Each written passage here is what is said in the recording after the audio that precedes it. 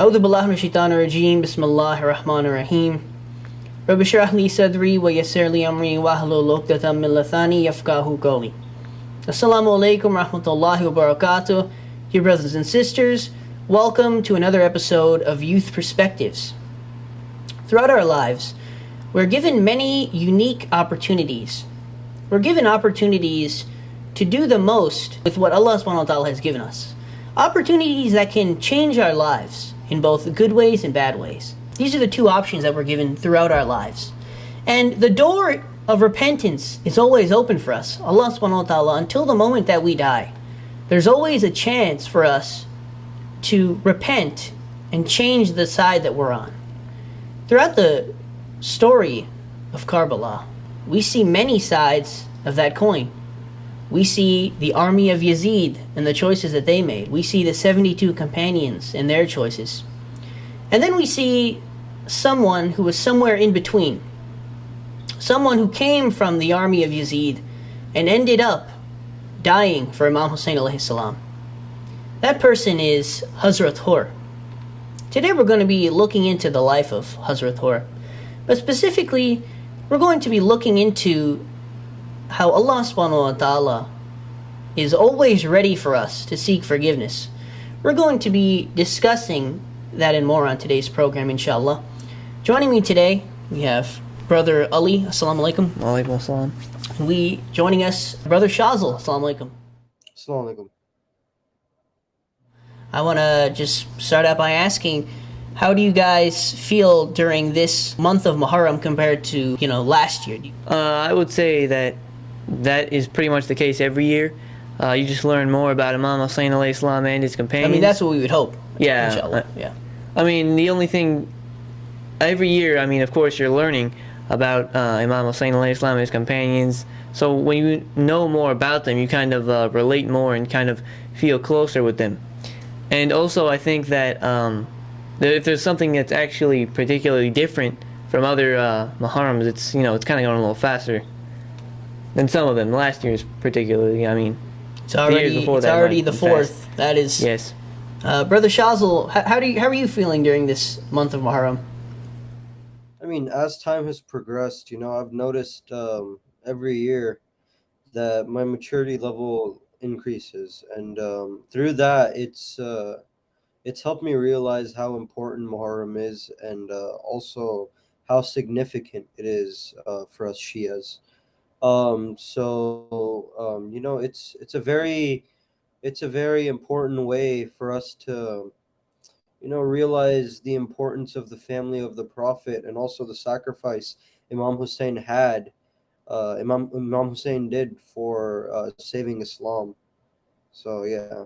Of course, we all pray that every year that we get closer to Imam Hussein alayhi salam. So, inshallah, on today's program, we're going to be looking into that story of Hazrat Hur and how it relates to maybe the opportunities that we have throughout our lives to change the outcome of our future. Let's look into the 72 companions of Imam Hussein alayhi salam.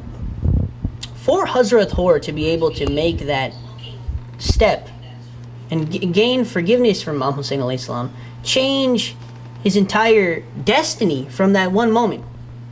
What are the qualities of those companions? Imam Hussein alayhi salam described those who supported him when he said, "I've never known any companions more loyal or favorable than my companions are, and I've never known any family members more regardful and pious than my family members are." Out of all of those companions of Imam Hussein alayhi salam, they all had their own story. Brother Ali, if you would mind telling us just a little bit about the story of Hazrat Hur. It's really interesting that when you think about Hazrat Hur, that he started out on the other side, cutting off the water supply on the seventh day of Muharram. Let's just talk about Imam Hussein and Hur's encounter. Yeah. When the Imam met Hur on his way to Kufa, it was a hot day, and the Imam's caravan had filled their water skins previously. The army of Hur was thirsty, and the Imam ordered his companions to quench the thirst of not only the members of Imam Hussein of Hur's army, but also their animals. Such was perfection and the kindness of the Imam. So you can just see that even that they let the animals drink that were thirsty from their own water because they saw that the army was thirsty. Yeah, so as the story continues, as we know, the main point where Hazrat Hur and Imam Hussein alayhi salam really intersect is at the point where Hazrat Hur stops Imam Hussein alayhi salam from going on his path towards Kufa, and he instead leads him towards the city of Karbala. Now, this is an important thing to discuss, how we sometimes let our duties get in the way of our allegiance to our Imam. So I would like to ask you guys, how can our duties sometimes get in the way of following our Imams? What are some of the examples that you guys have seen, or the examples that you guys see within the army of Yazid? I feel like with a lot of the people right now, especially youth, we just have a lack of understanding of the guidance of our Imam, and it's like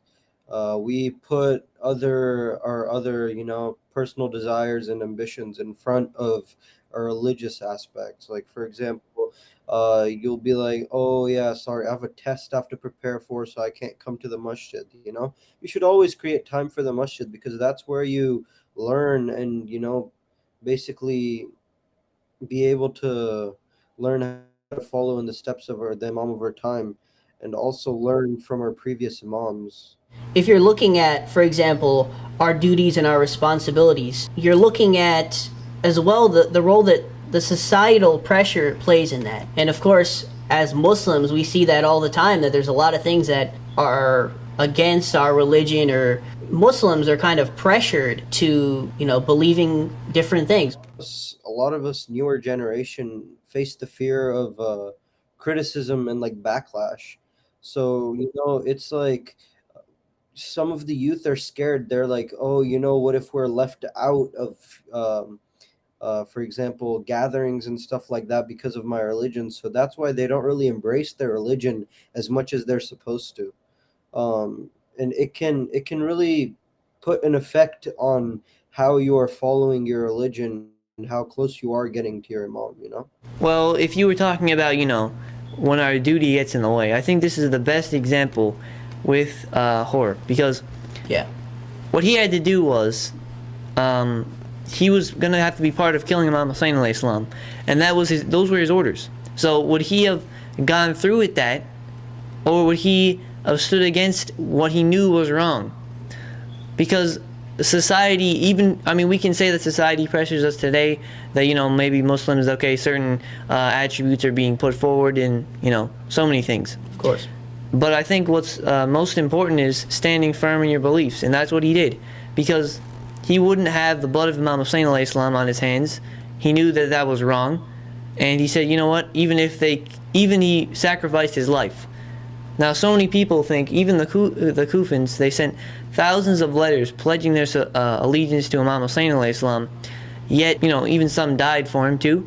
But many of them ended up, even being against Imam Hussein alayhi salam on the battlefield. What we as Muslims today have to think of is, when we ask ourselves, what would we do if we were in Karbala? I think that, if we were alive, during the time Imam Hussein alayhi salam, would we join his side? Hur had to make that last second decision, and he knew that which was more important, that he put his Islam over his orders were, and his duty as a general. Like, how does one get to the point of even understanding that? I think that the way that somebody would get to that point where they understand this is the line where my duties or my responsibilities are compared to my responsibilities towards my imam. And that can only be achieved through, reflection and contemplation of where we are right now, and is this something that is bringing me closer to Allah subhanahu wa ta'ala? How important do you guys think reflection and contemplation is within our daily lives? It's actually a very important part in your life, because when you have the reflection and contemplation in your daily life, you can build self-awareness. With self-awareness, it's easier to understand ourselves. We have time to ponder about our thoughts, feelings, actions, and we can really learn about our strengths, weaknesses, and areas we can improve. And it's especially for our generation, self-awareness is very important, because when you gain that self-awareness, you can really proceed to being able to learn and make yourself kind of grow in positive ways, and kind of get rid of those negative attributes that you have to yourself. And that's really what brings us closer to Imam over time, because it kind of keeps us on the straight path. We learn from the time of our imams, the what our imams did, their action, their akhlaq. So when we learn from that, it's better for us to gain close to the imam of our time. Very well said, Brother Shazal. Self-reflection. I think that there's a great example here with even horror again. Just that one, split decision that he made. He had to reflect upon it. He didn't just, randomly decide this. He obviously reflected upon it. He thought this is what needs to be done. And I think that ultimately changed his trajectory of where he was, what was going to happen. Because if you think about it, now he's buried in Karbala with Imam Hussein alayhi salam. He would have died anyway. I mean, maybe many years from there. But instead, he used his self-reflection, and he was able to switch the tide. I think another aspect to look at when discussing that story, of course, of Hazrat Hur that Brother Ali, you mentioned about that split decision that changed everything. Now, a lot of times within our daily lives, as you guys mentioned, on this topic of Hazrat Hur and the late decision that he made, I think that it's easy to look at how, for example, stubbornness can get in the way of people accepting the truth, even with ourselves, right? Brother Ali, what role do you would say stubbornness plays, even, for example, in our own self-reflection?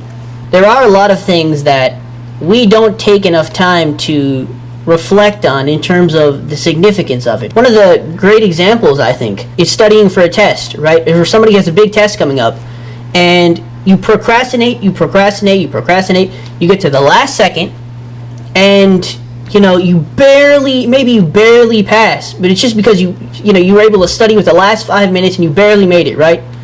And so you're thinking, oh, well, next time I'll be more prepared, next time I'll be able to study a little earlier.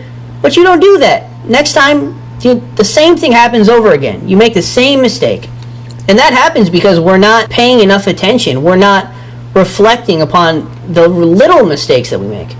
On this topic of Hazrat Hur and the late decision that he made, I think that it's easy to look at how, for example, stubbornness can get in the way of people accepting the truth, even with ourselves, right? Brother Ali, what role do you would say stubbornness plays, even, for example, in our own self-reflection?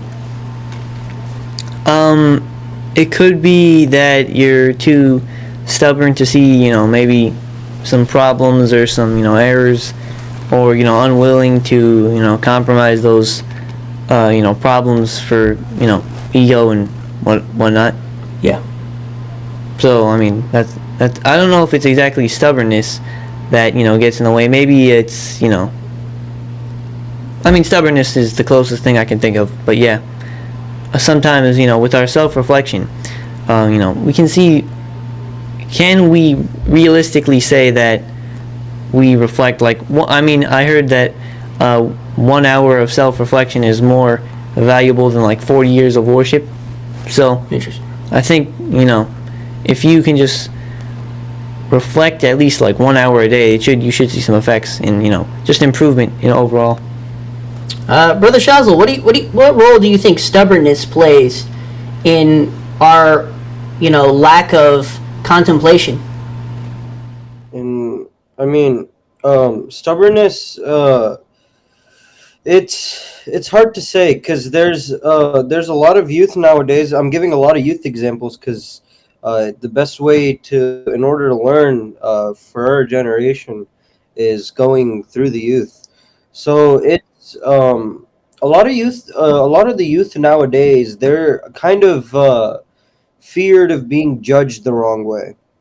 So, for example, it's like, oh, you're Shia, wow, you're the minority. If someone says that to you, it kind of, especially the youth, it kind of puts toll in your heart.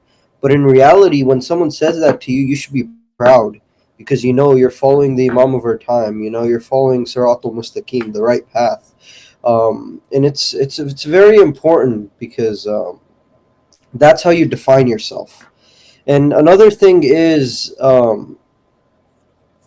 lot of the youth nowadays, they're very also very feared of consequences of their actions, and also, it's like, what if I say something and then I face backlash or criticism, as I talked about before, on it. Yeah, even if it's the truth. It's just that it's that fear that makes people kind of stubborn to stay away from doing the right thing and kind of accepting the right thing.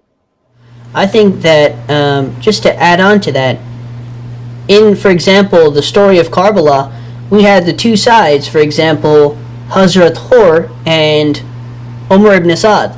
They both received the same message from Imam Hussein alayhi salam. They both heard the same call of Imam Hussein alayhi salam, but of course there was the different results. A different answer, yeah. Yeah, there was a different answer to the call. So, what role, if any, would you guys say stubbornness played in that decision from Umar ibn Asad? I think, if you look at the, outline of what happened, Yeah. that Hor, he cut off the water, right? He was fighting against Imam Hussein. He stopped him from going towards Kufa, and he made him set up camp in Karbala in the burning desert. Right. And if you look at Umar ibn Asad and Hor, the difference is, I think self-reflection is one of them. But if I were to look at stubbornness, even if Hor, he was able to let go of his ego when he asked for repentance, and that's what I think changed it's what made the difference in the end, because Umar ibn Asad, it looks like he didn't let go of his ego, while Hor, he made the right decision, of course, but he was able to see the difference between paradise and hellfire, in real time. So that is, if we can, as Muslims today, look at these examples of Karbala and learn from them, because history repeats itself. And although Karbala was, the event of Karbala, the tragedy of Karbala, was over 1,000 years ago, still the lessons from that tragedy can be applied from those personalities that, sacrificed their lives for Imam Hussein alayhi salam. And of course we can learn from them, but can we apply it into our own daily lives and, do the same type of actions and same type of sacrifices that are required? Very true, Brother Ali. That right there is actually, that's reflection by itself, asking the questions of, can we apply what we learn into our own lives? Brother Shazal, I have to ask you the same question, get your opinion on this. Do you think Umar ibn Asad was stubborn in his reluctance to join Imam Hussein alayhi salam? Definitely. I mean, when a person focuses more on the material world and worldly pleasures rather than, following the right path and trying to build themselves a good path to Jannah, when you're promised at that time wealth and land, like for example how Yazid promised the army of his army, like Omar Saad, Shimr, when Yazid promised them all the wealth and lands that they were going to get if they went against Imam Hussein, that kind of blinds you from being able to see that, oh, you're doing the right thing. When people focus more on these worldly pleasures, it just becomes a very, a very blinding thing for people. It's like you're losing your willness to really follow in the steps of her imams, and it's really blinding, for example. With the comment you made, of course, about how it becomes blinding, people become blinding by the, materialistic world. There's a saying from Imam Ali alayhi salam that says, seize the opportunity before it departs. Now, seizing the opportunity before it departs, being able to make that split decision that Hazrat Hur made, giving up the worldly pleasures that he would receive, but more than that, giving up his life. Because the point can be made that with the other companions of Imam Hussein alayhi salam, one of the major differences is that they came with Imam Hussein alayhi salam to Karbala. Of course, some joined Imam Hussein alayhi salam in Karbala. But Hazrat Hur joined the army of Imam Hussein alayhi salam at the absolute last possible moment. Hazrat Hur made that split decision, that decision that had him looking in between the lights of heaven and the lights of hell. And he made that split decision to go towards Imam Hussein alayhi salam and to become a shaheed. I heard a story the other day from a Maulana, and the guy said that he heard of someone who was working in a train station late at night, and basically what happened was the person had a near-death experience, and they were describing the near-death experience and how, they saw like a flashing light and they saw their whole lives pass before their eyes. And they were kind of, they were obviously scared by this. And, of course, they woke up again. And they said that the first thing that they could think of the entire time was the way that the person treated their mother. Specifically that. That was the thing that they could think about. So, I'm thinking that with Hazrat Hur, in that situation, imagine that if somebody, has that near-death experience, their whole life flashes before their eyes. But at that point, it's too late. Now imagine Hazrat Hur, that he was within that moment. His whole life flashed before his eyes, but there was still something that he could do about it. He still had that opportunity. So that's what reflection and contemplation does, is it allows us to look at our own lives, and we really, have our own flashbacks, looking back into our lives, and seeing even the little things that we did, that I can do this differently. And of course, we make the right decision, inshallah. I think a few good things that we can take from him are, loyalty, of course, that he knew which side was the right, which side was on the right path. He did know, but that was at the end, you could say. I think also that follow his duty. He came in there as like a general to, cut Imam Hussein alayhi salam off, and all of these different things. But I think what's important is, like you were mentioning before, how all those the companions of Imam Hussein alayhi salam had kind of already accepted their own death in a way, right? Right. That they would be willing to sacrifice their entire life for Imam Hussein alayhi salam. Well, I actually made the opposite point. For example, Hazrat Hur. Yeah, that's what I was saying. Yeah, that right. He came in there as an army general, and he was just thinking, okay, I'm going to fulfill my duty here. But he realized there was another duty that was more important that needed to be fulfilled, and he dropped whichever, you could say worldly pleasures. He kind of, overcame his ego, stubbornness, everything really, because he was able. He had to, beg at the feet of Imam Hussein alayhi salam for forgiveness for, all the hardships that were caused by, his army, and also he had to fight. He had to give his life for Imam Hussein alayhi salam, sacrificing it. When he went to that desert to cut Imam Hussein alayhi salam off, he wasn't expecting to give up his life. But the other companions of Imam Hussein alayhi salam, when they went with him, they accepted their fate already. So that's, I think, a difference between him and the other companions. It just shows that each opportunity presents a value. Life presents us with many different opportunities, and those opportunities help make a difference and align ourselves with the right choice. And it can really, it provides a positive transformation in us. It helps us lead to a positive transformation.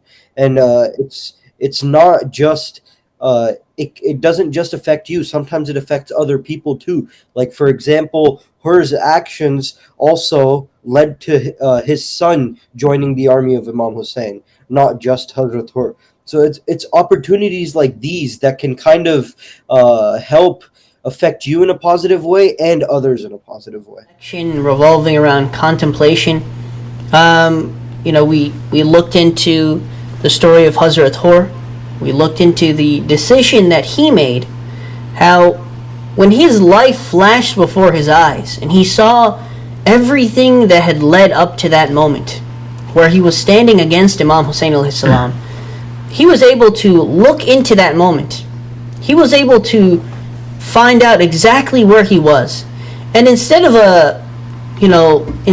his life flashing before his eyes before he died, he was able to see it while he was still living. He was able to change the outcome of his entire life, and he became a shaheed, and now he's regarded as one of the greatest companions of Imam Hussein alayhi salam. Every year we talk about the story of Hazrat Hur, and of course this discussion about the role that fear played as well. And let me just I was going to add one final point, that right. The lessons that can be learned if we can learn from the lives of not just Hur but also the other companions, that would be a great benefit for all of us. So if we just learn those simple lessons and also the more advanced lessons, that would be a very great benefit for not just individuals but also the Muslim community, if they can learn about Imam Hussein alayhi salam's companions. Inshallah, we pray to Allah subhanahu wa ta'ala to give us the tawfiq to be able to do that, Brother Ali. Well, that's all the time we have left for today. Thank you for everyone who participated in our program. Thank you to Brother Ali and Brother Shazal. Assalamu alaikum wa rahmatullahi wa barakatuh. Khuda Hafiz.